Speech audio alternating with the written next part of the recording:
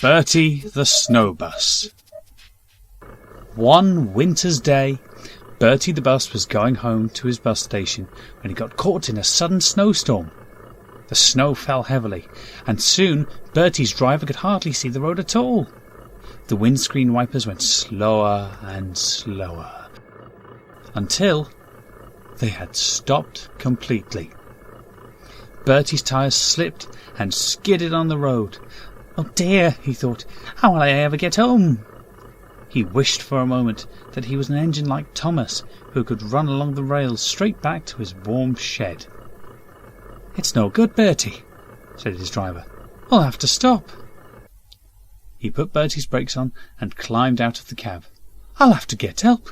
I'll be as quick as I can." And he trudged off down the road, leaving poor Bertie alone in the snow. The snow covered Bertie as though it were a blanket.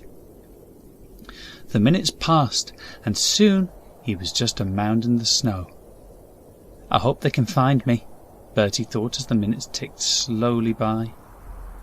But his mind was soon put at rest when he heard a cheery voice saying, "I've heard of a snowman, but never a snow bus." It was Terence the tractor who had come to the rescue. By this time the snow had stopped, so Bertie's driver wound chains around his wheels to make it easier for them to roll over the snow. Then he and Terence's driver attached a tow rope to Bertie's front. Terence's driver hitched the snowplough onto Terence to help him push through the snow. Crunch, crunch, crunch, he went, as Terence slowly pulled Bertie out of the drift and up the slope to where the snow was less deep. Bertie was still covered with snow. He looked like a birthday cake covered in white icing. Eventually they reached the main road, where he was able to roll along by himself.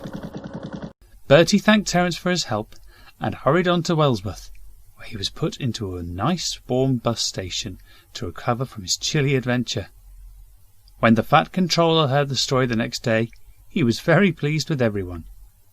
"Things usually turn out for the best when everyone helps each other," he said, and Bertie agreed.